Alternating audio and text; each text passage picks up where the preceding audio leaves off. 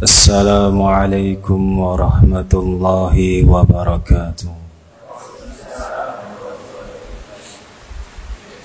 Innal hamdalillah nahmaduhu wa nasta'inuhu wa nastaghfiruh wa nastahdi wa natubu ilayhi wa na'udzu billahi min shururi anfusina wa min sayyiati a'malina.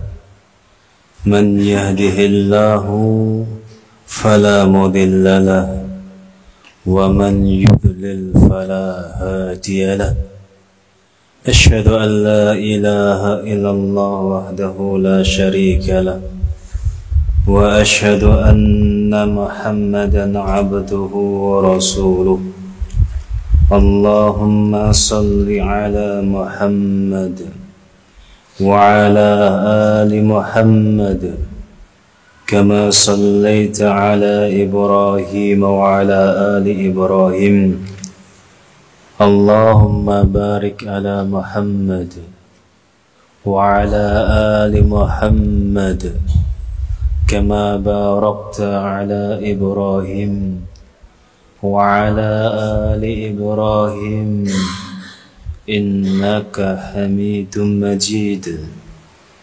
إخواني في الدين أعزني الله وإياكم Jamaah Masjid Darussalam, bapak-bapak, ibu-ibu serta hadirin rekan-rekan yang saya muliakan karena Allah Azza wa Jalla. Segala puji bagi Allah. Tidak ada ilah yang berhak disembah kecuali Allah Azza wa Jalla. Sekalipun banyak orang yang menyembah selain Allah, wujudnya mau patung, mau kuburan, mau gambar, mau nopo mawon, ketika seseorang niku mendekatkan diri kepada benda tersebut, hakikatnya menyembahnya.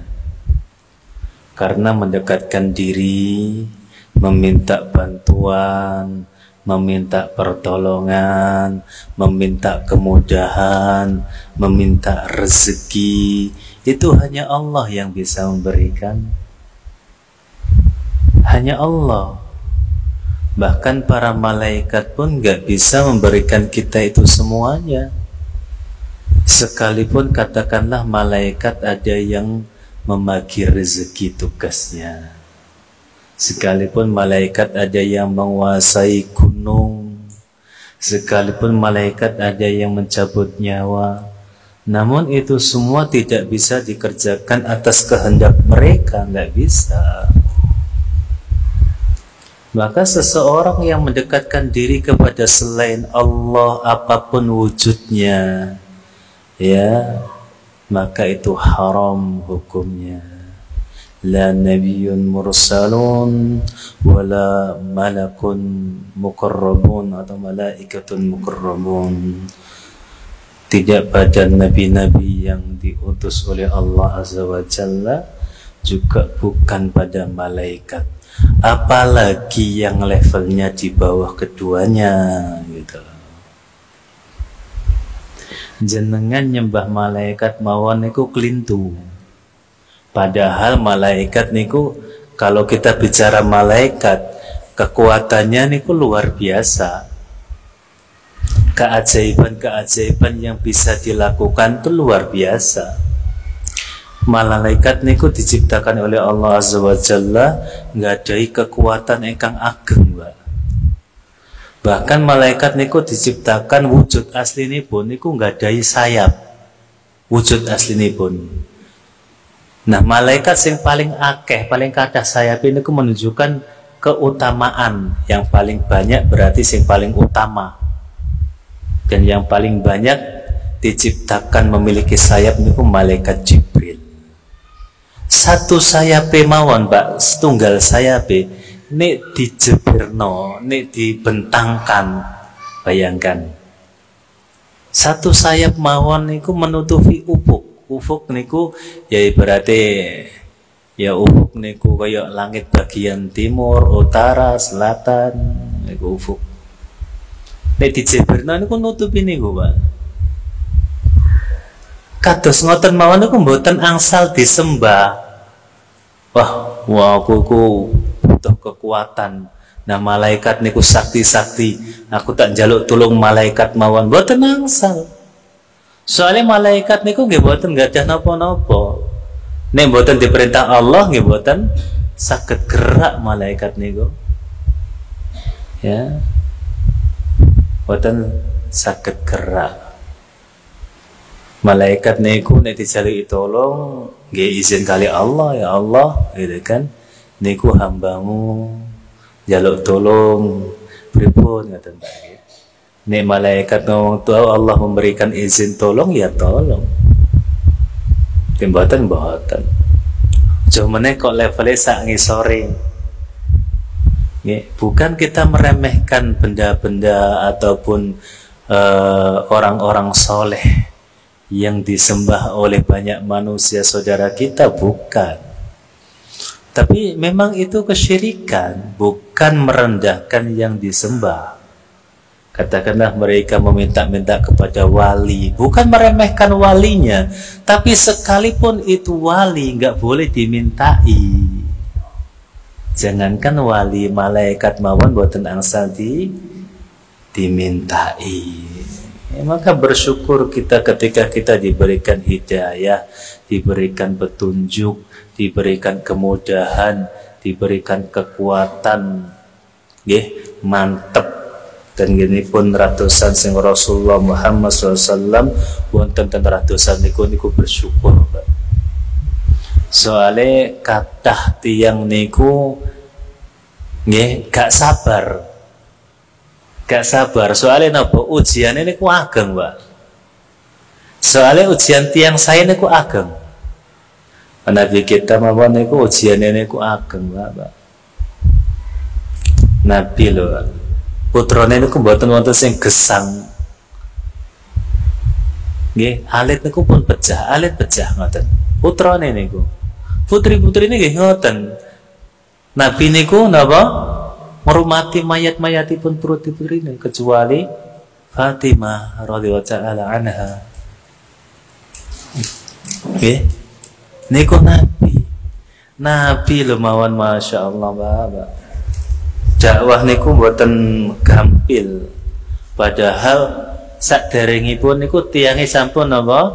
Sampun mendapatkan luar biasa pujian orang-orang kafir Quraisy terhadap Nabi niku wis gak ora ono sing ngalahno, Pak. Wis gak ono sing ngalahno. Orang-orang kafir Quraisy niku mengakui betapa agungnya Nabi Muhammad SAW sebelum jadi Rasul, saderenge diutus, Pak. Artinya modal apik niku sampun angsal. Nggih. Pokoknya sadurunge nyebarno agama, Nabi Muhammad niku amanah, siddiq, fatana, sifat-sifat niku pun sampun sae. Dados modal awal niku pun gadah. Pokoknya wong wis apik. Nah, pas dakwah ngajak menungso niku nyembah Allah mawon, nah niku baru muncul julukan-julukan majnun, muncul julukan-julukan sahir, muncul julukan-julukan apa? Orang-orang yang abtar gitu kan. Disebut orang-orang yang terputus karena nggak punya anak laki-laki, disebut orang gila karena apa? Mengajak orang-orang cuma nyembah Allah saja. Aja'alal alihata ilahan wahida, inna hadza la syai'un ujab. Apakah engkau Muhammad mengajak kami menyembah cuma satu Tuhan saja, padahal Tuhan kami yang banyak saja? Kadang kami minta belum dikabulkan, susah untuk dikabulkan. Maka ini sungguh mengherankan buat kami, aneh buat kami. Gila engkau, Tuhan yang banyak saja kita minta itu susah, apalagi cuma satu gitu menurut mereka. Gila kan gitu kan. Muncul seperti itu. Itu Nabi disebut penyihir. Jumeneh awak dhewe, Pak nggih, sing modale awale niku gak ora patik wong sing apik-apik ngoten. Wis terkenale kadang-kadang sakderenge ngaji ku wis elek. Iku sakderenge dakwah niku pun tiyang sae, tapi dakwah nggih, nggih ngoten. Saya jazakumullah khair. Angsale kenapa niku? Dihina, dihalangi, dikucilkan, bahkan diancam. Bukan hanya diancam, rencana sudah diatur untuk pembunuhan. Padahal modalnya sudah bagus. Muhammad Al-Amin, Muhammad yang dipercaya, yang nggak pernah berkata dusta. Tapi ketika mengajak manusia ke jalan Allah didustakan, Mbak. Apa meneh awak dhewe sing kadang-kadang sakderenge niku mboten tiyang sing sae, wis kadang-kadang bujukan, wis kadang-kadang gak amanah, wis kadang-kadang akeh klintune, kadang-kadang akeh eleke. Pemeneh nggawa dakwah iku luweh abot. Paham Pak? Sing modale niku gak ana masalah popo. Dakwah mawon niku amrat abot. Pemeneh awak dhewe sing kadang-kadang sakderenge ngaji niku wis ngerti pola eja iku kaya apa ngoten nggih. Oh saiki mawon dakwah biyen kaya apa wis ngerti. Luwih abot. Luwih abot. Nggih. Maka ketika kita memilih jalan dakwah harus yakin jalan ini tidak mudah. Harus yakin. Harus mengikrarkan dalam diri jalan ini tidak mudah karena pasti akan banyak halangan. Jangan berharap ketika dakwah mulus tanpa hambatan. Jenengan kebanyakan mimpi kalau gitu. Kita kembali kepada kitab kita, kitab tafsir. Kemarin kita sampai pada ayat ulaika ala hudam mir rabbihim wa ulaika humul muflihun. Orang-orang yang disebutkan ciri-ciri yang sebelumnya, yang apa namanya, alladzina yu'minuna bil ghaib, sampai napa orang-orang yang alladzina bima unzila ilaika wa unzila min qablik ulaika humul, itu ulaika bil akhirati hum yuqinun ulaika ala hudam mir rabbihim wa ulaika humul muflihun. Orang-orang yang beriman gaib sampai iman kepada kitab Al-Qur'an dan kitab-kitab sebelum Nabi dan keimanan terhadap akhirat, itu orang-orang yang di atas hidayah. Dan itu adalah orang-orang yang muflih, orang yang sukses, orang yang berhasil. Jarang Mbak Allah mengikrarkan muflih kepada hambanya dalam Al-Quran dalam sighah yang napa? Langsung, bukan taroji. Kalau taroji ada kalimat la'alla, banyak la'allakum tuflihun, la'allahum yuflihun, dan lain itu banyak sekali. Tapi dalam wazan yang apa namanya, yang sebuah kepastian yang qat'i jarang, dan ini salah satunya. Orang-orang yang memiliki sifat demikian adalah orang-orang yang sukses, dan bukan ditambahi la'alla, bukan semoga sukses, pasti di sini. Sebagaimana Allah berfirman yang lainnya, qad aflaha man tazakka wa dzakara asma rabbih fasalla. Ya, itu juga wazan atau sighah-sighah yang sebuah kepastian. Qad aflaha, sungguh beruntung, pasti beruntung. Qad aflaha man tazakka, orang yang mau mensucikan dirinya. Pokoknya wong sing gelem ngresiki jiwa, Pak, niku mesti sukses tiangnya. Di ayat yang lain Allah berfirman, qad aflaha man zakkaha wa qad khaba man dassaha. qad aflaha man zakkaha. Maka sungguh sangat beruntung orang yang mau membersihkan jiwanya. Karena bersih jiwa itu adalah salah satu ciri penghuni surga. La yasma'una fiha lagwaw wala kidzaba. Di dalam surga tidak akan terdengar ucapan-ucapan yang sia-sia, yang tidak ada faedahnya. Nggak akan pernah, Pak. La yasma'una fiha lagwa. Di surga tidak akan pernah ada orang yang mengucapkan ucapan yang sia-sia, ngomong sing gak ana manfaate niku gak ono blas. Dan salah satu ciri orang yang hatinya bersih, dia tidak berbicara yang tidak ada manfaatnya.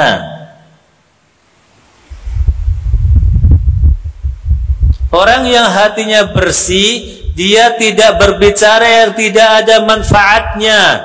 Karena Nabi kita sudah mengingatkan, man kana yu'minu billahi wal yawmil akhiri falyakul khairan aw liyasmut. Sapa wonge sing mengikrarkan, sing ngakui gadai iman marang Allah Azza wa Jalla, iman marang hari akhir, niku langkung sae meneng timbang gak iso ngomong sing sae. Soalnya qaulun ma'rufun wa maghfiratun khairun min shadaqatin yatba'uha ada. Ngomong apik niku langkung sae timbang jenengan sedekah tapi akeh embel-embele. Ngomong apik, ngomong sae niku langkung sae timbang sedekah sing akeh embel-embele. Wis sedekah kadang-kadang diomongi macam-macam, sedekah kadang-kadang mek nglarakno ati, sedekah kadang-kadang didodohno ben wong ku ngerti. Nah niku luwih apik jenengan ngomong sing apik timbang sedekah. Qaulun ma'rufun khairun min shadaqatin yatba'uha adza. Ya, niku. Maka salah satu ciri orang yang hatinya bersih niku napa? La yasma'una fiha lagwaw wala kidzaba. Ora seneng ngomong sing gak ana manfaate, ora seneng ngomong sing bodoh. Niku di surga niku mboten wonten acara mbujui, niku mboten wonten, Pak. Orang-orang jujur semuanya. Ya. Karena alaikum bisidq fa inna sidqa yahdi ilal birr wa innal birra yahdi ilal jannah. Alaika bisidq, wajib kalian berkata jujur atau berbuat jujur. Karena jujur itu kadang-kadang nggak cuma perkataan, ada pula sikap. Ya, kadang-kadang kan ada sikap. Dan ajenge tiyang niku kaya napa? Mesam dan burini napa? Merengut. Niku sikap. Dan ajenge tiyang niku napa? Nek ketemu ten ajenge niku kaya sumringah, kaya napa? Kaya bunga, kaya seneng. Nang gurine was. No way pokoknya sing diatur supaya orang ini buruk. Niku kan sikap. Ya. Niku sikap. Alaikum bisidq. Maka wajib kalian untuk jujur baik ucapan ataupun perbuatan. Fa inna sidqa yahdi ilal birr. Karena yang namanya kejujuran ngarahnya itu pasti yang bagus, nggak mungkin yang jelek. Fa innal birra yahdi ilal jannah. Dan yang namanya kebaikan semua jalannya lurusnya itu kemana arahnya? Surga. Wa iyyakum wal kadhiba. Dan hati-hatilah dengan yang namanya kedustaan, kebohongan. Fa innal kadhiba yahdi ilal hujur. Karena sesungguhnya yang namanya dusta, sebagus apapun dia mengucapkannya, sebagus apapun dia mengimbu-imbui kata-katanya, sebagus apapun dia dalam menceritakannya, yang namanya kedustaan dia akan mengarah ke namanya kehancuran, kekejian, ke yang tidak bagus, dan semua itu yahdi ilan nar, fa innal fujura yahdi ilan nar. Okay. Fa innal fujura yahdi ilan nar. Maka namanya ayat Al-Quran itu yuqawwi ba'duha ba'dha, saling menguatkan satu sama lain. Maka khairut tafasir, sebaik-baik tafsir adalah apa? Ya, tafsirul Qur'an bil Qur'an, tafsirul Qur'an bil Quran, mentafsirkan Al-Quran dengan ayat-ayat Al-Quran lainnya. Sebaik-baik tafsir adalah mentafsirkan Al-Quran dengan ayat Al-Quran lainnya, karena Al-Quran itu nggak mungkin bersilang pendapat, nggak ketemu tuh nggak mungkin, Mbak. Seandainya Al-Quran diturunkan dari Tuhan yang berbeda selain Allah, wajar gitu kan. Tapi ini Allah yang menciptakan kita, yang menciptakan umat manusia, maka tidak mungkin Al-Quran itu ada ikhtilaf, ada perbedaan. Maka kembali di awal, orang yang beruntung itu nggak gampang. Dan ini termasuk ciri-ciri orang yang beruntung. Awal-awal surat Al-Baqarah ini termasuk ciri-ciri orang yang beruntung. Dan di antara ciri-ciri yang lainnya kata dia adalah qad aflaha man tazakka, maka sungguh beruntung orang yang mau mensucikan dirinya, orang yang membersihkan hatinya, orang yang mau mensucikan jiwanya.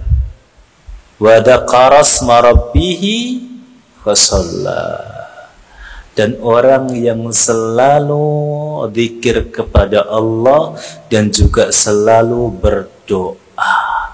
Salat itu bisa diartikan salat, bisa diartikan berdoa. Zikir, zikir. Rasulullah itu pernah ibaratnya dicurhati oleh Arab Badu, Mbak. Ya Rasulullah, inna syara'i al-Islam qad kasurat aliyya. Wahai Rasulullah, syariat Islam itu banyak sekali buat saya. Maksudnya itu selain yang wajib-wajib. Kalau yang wajib kan nggak boleh dinyang lagi, nggak boleh ditawar lagi. Syariat Islam itu banyak ya Rasulullah. Maka berikan aku satu petuah yang ketika aku tahu itu, maka aku akan pegang. Apa kata Nabi? La liyazalu lisanuka radban bidzikrillah. Hendaknya lisanmu jangan sampai kering dari mengingat Allah Azza wa Jalla. Itu salah satu orang yang mendapatkan keberuntungan, Mbak. Tiang sing suka zikir. Lisannya nggak pernah kering, selalu basah dengan kalimat Subhanallah, Alhamdulillah, wa la ilaha illallah. Subhanallah, Alhamdulillah, wa la ilaha illallah. Subhanallah, Alhamdulillah, wa la ilaha. Selalu basah. Itu ciri orang yang qad aflah, orang-orang yang beruntung. Orang-orang yang beruntung. Yeah.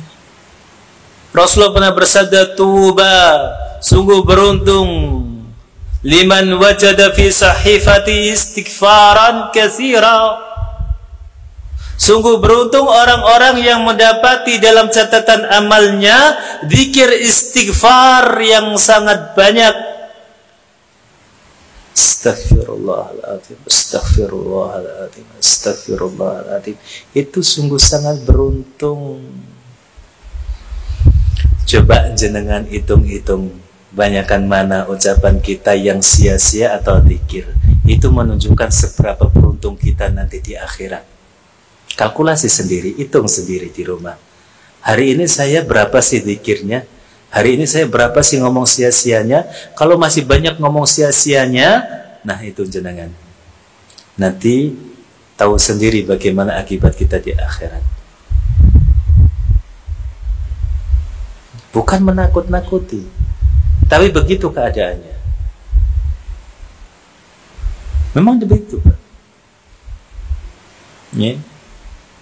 Karena orang-orang yang menjadi penghuni surga itu orang yang tidak suka lagho, tidak suka sesuatu hal-hal yang sia-sia, tidak suka. Fasallah, dia selalu berdoa kepada Allah, meminta ini, minta itu, minta ini, minta itu. Kariru, ulang-ulangi. Bukan berarti kita mengatakan Allah pelupa. Aku nggak usah doa meneh, wah aku setahun jaluk, mosok Allah lali. Bukan seperti itu. Kita nggak mengatakan Allah lupa, tapi itu bentuk kesungguhan kita. Ya Allah, aku minta ini, aku minta itu, aku minta ini. Bukan berarti ketika kita minta kemudian ya Allah, aku dhisik wis tahun jaluk motor kok mosok lali jenengan. Wis gak tahun jaluk meneh saiki, enggak seperti itu. Harus diulangi terus karena doa itu ibadah. Allah mengatakan ud'uni, ud'uni. Berdoalah kepadaku, dan setiap perintah hukum asalnya itu wajib. Ketika Allah dalam Al-Quran ada wazan fi'il amr yang menunjukkan perintah, maka hukum asalnya itu wajib. Itu hukum asalnya ibadah. Jenengan dikabulkan, boten dikabulkan, sudah dicatat amal ibadah nendungo. Pemeneh nek dikabulno, tambah luweh double-double enak. Ya, tambah luweh double-double. Akan tapi kita itu udah ditahu seperti itu, Pak. Qad aflaha man tazakka wa dzakara isma rabbih fasalla bal tu'sirunal hayatad dunya. Anehnya kita itu di sini, kata Allah. Akan tapi justru kalian memilih kehidupan dunia. Kalian lebih terkesima dengan enaknya dunia. Bal tu'sirunal hayatad dunya wal akhiratu khairu wa abqa. Padahal akhirat yang lebih kekal dan lebih baik. Bukankah kita semua sama seperti itu, Pak? Berapa banyak Allah memberikan kita garansi, nek jenengan Arab sukses ngene, nek arama jenengan Arab selamat tekon rokok ngene. Tapi apa buktinya dari kita ketika kita pengen sukses di surga? Bahkan kebalikan kita, bal tu'sirunal hayatad dunya. Selama sehari ini apa yang kita bicarakan? Bukankah urusan dunia? Selama sehari ini apa yang kita diskusikan? Bukankah perkara dunia? Selama seharian ini apa yang kita khawatirkan? Bukankah perkara dunia? Bal tu'sirunal hayatad dunya. Kalian lebih terkesima dengan kehidupan dunia. Dan kita sama. Sama persis. Bahkan mungkin jenengan lebih baik. Maka ayat ini adalah tamparan buat kita semuanya. Dalam sehari ini berapa banyak kita berbicara tentang akhirat? Dalam sehari ini berapa banyak kita mengkhawatirkan masa depan kita di akhirat? Dalam sehari ini berapa sering kita mengingat-ingat saya ini nanti masuk neraka atau surga? Berapa banyak? Berapa banyak? Jenengan jawab sendiri. Itu bukti bahwasanya kita manusia, bal tu'sirunal hayatad dunya wal akhiratu khairu wa abqa. Akan tapi kalian lebih memilih kehidupan dunia, lebih terkesima, lebih terbuai, lebih merasa nikmat hidup di dunia. Padahal akhirat yang Allah janjikan lebih baik dan lebih kekal. Maka qad aflaha man zakkaha wa qad khaba man dassaha. maka sungguh beruntung orang yang mau berusaha bersih-bersih dalam jiwanya, yang kotor mulai dibersihkan, yang sudah tidak bagus mulai diganti, yang tidak mulai malas-malasan untuk taat mulai dihiasi kembali. Ya, ketika hati kita sudah mulai mati, mintalah hati yang baru. Allahumma a'tini qalban jadidan. Ya Allah, berikanlah aku hati yang baru, hati yang yuqarribu ini ilaik, hati yang membuat aku dekat dengan Engkau. Ya Allah, hatiku telah sakit, sembuhkanlah aku. Ya Allah, hatiku sudah mati, sehingga mau taat, mau ibadah, mau maksiat, aku nggak peduli lagi. Ada maksiat aku pengen aku kerjakan, ada taat aku nggak pengen, ya aku nggak kerjakan. Hati yang mati. Ketika sudah hati kita mati, susah. Mau seluruh keluarga ngingetin semuanya, nggak ada gunanya kalau hati kita mati, nggak ada gunanya. Ibaratnya kayak orang mati, mau seluruh dunia ini bangunkan, bangun, nggak ada gunanya, udah mati kok. Hati pun demikian, ketika hati sudah mati, mau siapapun yang datang untuk mengingatkan, mau siapapun yang datang, ucapan apapun yang ia bawa, hadis manapun, ayat manapun yang ia berikan untuk dia, nggak tergerak sama sekali, sebagaimana orang mati yang apapun yang dilakukan dokter nggak akan membuatnya dia bergerak. Maka ketika hati kita sudah mati, mintalah hati yang baru. Mintalah hati yang baru, mintalah hati yang taat kepada Allah Azza wa Jalla, bukan hati yang sekarang, hati yang masih susah untuk mendekatkan diri kepada Allah Azza wa Jalla. Dan di antara sifat yang juga qad aflahal mu'minun alladzina hum fi salatihim khashi'un walladzina hum anil lagwi mu'ridun والذين هم للزكاة فاعلون والذين هم لفروجهم حافظون إلا على أزواجهم أو ما ملكت أيمانهم فإنهم غير ملومين.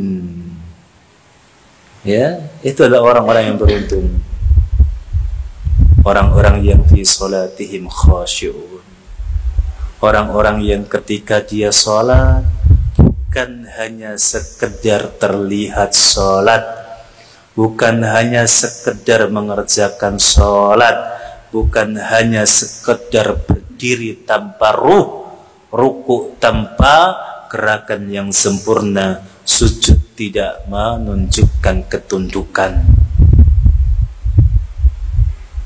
sujud hanya gerakan saja, nggak ada tunduk, nggak ada begitu hinanya diri pada Allah Azza wa Jalla. Khashi'un, lihat qad aflahal mu'minun, bahkan orang mukmin yang beruntung masih ada syaratnya. Qad aflahal mu'minun, orang mukmin benar beruntung, tapi yang bagaimana, yang dia lanjuti dengan perbuatan, bukan hanya keimanan dalam hatinya saja. Bukan menunjukkan saya loh iman, saya percaya Allah, saya percaya malaikat, saya percaya hari kiamat, tapi tetap meneng mawon wayai solat gak gelem solat, wayai zakat gak gelem zakat, wayai haji gak gelem haji, ya padha wae. Imanmu gak berguna. Jenenge iman, percaya niku ditindak tandui, ditindak lanjuti dengan perbuatan amal saleh. Ya. Ditindaklanjuti dengan amal saleh. Alladzina fi sholatihim khashi'un, orang-orang yang ketika salat khusyuk, itu orang beriman yang beruntung. Dan ciri yang kedua lagi-lagi seperti itu, walladzina hum anil lagwi mu'ridun, orang yang tidak suka dengan perkara yang sia-sia, perkara sia-sia. Setan dalam mengganggu manusia, kalau nggak salah itu ada 7 tingkatan, 6 atau 7 nanti ya. Yang pertama dengan syirik, Pak. Yang pertama dengan syirik. Setan akan berusaha sekuat tenaga membuat kita meminta kepada selain Allah, mendekatkan diri kepada selain Allah, berkorban untuk selain Allah, memotong hewan untuk selain Allah, menyembelih untuk selain Allah, bernadar selain Allah, istighosah selain Allah, isti'anah selain Allah, doa kepada selain Allah. Itu tujuan awal setan. Karena itu itu adalah dosa yang Allah tidak ampuni. Innallaha la yaghfiru ay yushraka bih wa yaghfiru ma duna dzalika liman yasha. Allah tidak mengampuni doa ketika dia disekutukan. Adapun doa-doa selain itu bisa jadi Allah ampuni, terserah kehendak Allah Azza wa Jalla. Maka setan itu berbondong-bondong untuk yang pertama itu. Perbuatan syirik akan dibuat menarik. Perbuatan syirik akan dibuat menarik di hadapan umat Islam. Maka umat Islam yang hanya menyembah kepada Allah akan dianggap ibadah yang monoton. Cuma itu-itu saja, nggak ada apa? Nggak ada inovasinya, nggak ada tantangannya, nggak ada gregetnya. Cuma sholat, sholat pulang, nggak seru gitu kan. Maka kesyirikan akan dibuat sesuatu yang melezatkan. Apapun bentuknya syirik itu, kecil ataupun besar. Maka ibadah ketika disertai riya itu akan nikmat, Pak. Ibadah ketika jenengan disertai dengan dilihat orang, merasa ingin dipuji orang, jauh lebih nikmat dari ibadah yang jenengan ikhlas. Karena tujuan setan di situ. Jenengan ibadah, jenengan katakanlah sedekah, diketahui banyak orang akan merasakan lebih tentram, lebih tenang, lebih apa? Daripada lebih segalanya pokoknya daripada ketika jenengan sedekah nggak ada orang yang tahu. Mau jenengan akui apa tidak itu pasti. Nggak usah ngomong enggak, saya enggak gitu. Karena itu salah satu jalan setan di situ. Jenengan sholat dalam keadaan khusyuk, nggak ada orang yang tahu sama ada orang yang lihat, itu sudah beda rasanya. Jenengan akui atau tidak? Karena riya termasuk syirik meskipun kecil. Apalagi syirik-syirik yang lebih besar daripada riya akan dibuat nikmat oleh setan di mata kita. Kayak ibadah yang wow gitu kan. Maka orang rela mengeluarkan uang untuk berbuat syirik itu rela, Pak. Sementara untuk yang lurus-lurus itu berat gitu. Tapi kalau untuk berbuatan syirik, nah mau berapa juta keluar, ayo gitu kan. Tapi untuk yang lurus-lurus itu berat. Karena apa? Di situ setan main tangan, main mata di situ. Ayo. Digembosin kita. Bukankah enak demikian? Oh, itu bukankah lezat ini? Nah, itu setan. Yang pertama, tingkatan setan ketika ingin melincirkan manusia dengan kesyirikan. Yang kedua, ketika syirik dia nggak mampu dengan bid'ah, inovasi dalam ibadah, modifikasi dalam ibadah. Untuk acara bid'ah luar biasa semangat, Pak. Mau tidur jam 1 malam juga hayu gitu kan. Tapi ketika untuk sholat malam, Isya jam 7, taraweh baru jam 9, itu sudah, ya Allah, berat banget ibadah ini gitu. Tapi untuk amalan bid'ah sampai jam 1 malam, ayo. Apa yang membedakan? Karena ketika kita mengerjakan bid'ah, setan bersama kita, membuat kita gembira, membuat kita bahagia. Ini loh yang benar, ini loh yang bagus. Apa sih ibadah seperti itu? Ini loh yang bagus. maka kita akan all out di situ, akan semangat. Kan semangat. Kenapa nggak maksiat dulu? Enggak, bid'ah dulu. Karena orang yang mengerjakan bid'ah, kata Rasulullah apa? La yatubu hatta yada bid'atah. Orang itu nggak akan bisa tobat sampai dia meninggalkan bid'ahnya. Hatta yada bid'atah, sampai dia meninggalkan bid'ahnya. Nggak akan bisa tobat.